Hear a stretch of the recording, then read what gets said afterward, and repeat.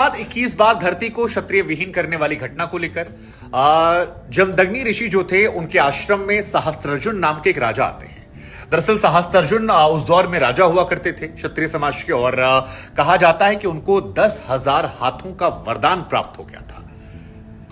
लेकिन सहस्त्रार्जुन धर्म के मार्ग से हट जाते हैं और कई सारे अधार्मिक कर्मों में वो शामिल हो जाते हैं। कहा जाता है कि फिर एक रोज जब वो जंगल में जाते हैं अपनी सेना के साथ, और जमदग्नि ऋषि जो हैं उनके आश्रम में वो पहुंचते हैं और कहते हैं कि हमारी सेना के कुछ खाने पीने का इंतजाम कर दीजिए।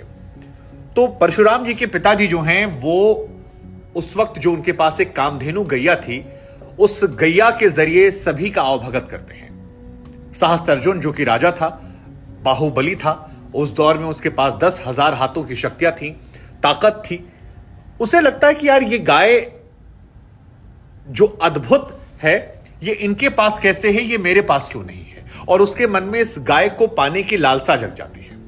वो ऋषि से कहता है कि आप मुझे ये गाय दे दीजिए।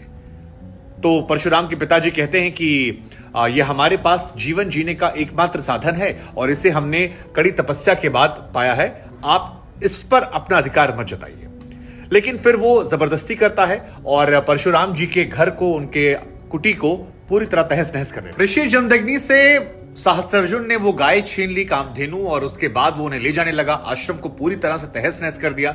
ये कहते हैं तभी उसके हाथ से कामधेनु गाय छूटकर स्वर्ग चली गई। लेकिन परशुराम जी जब लौटे और अपने आश्रम को तहस नहस देखा और कामधेनु को वहां नहीं देखा, तो अपने पिता का अपमान का बदला लेने के लिए उन्होंने सहस्त्रार्जुन से युद्ध करने की ठानी। सहस्त्रार्जुन के पास 10,000 हाथों की शक्तियां थी, लेकिन इसके बावजूद परशुराम जी ने उससे युद्ध लड़ा। भीषण युद्ध हुआ और उस युद्ध में उसे चारों खाने च्युत कर दिया। परशुराम जी ने सहस्त्रार्जुन का अपने पिता के अपमान को लेकर बदला लिया और उसका वध कर दिया।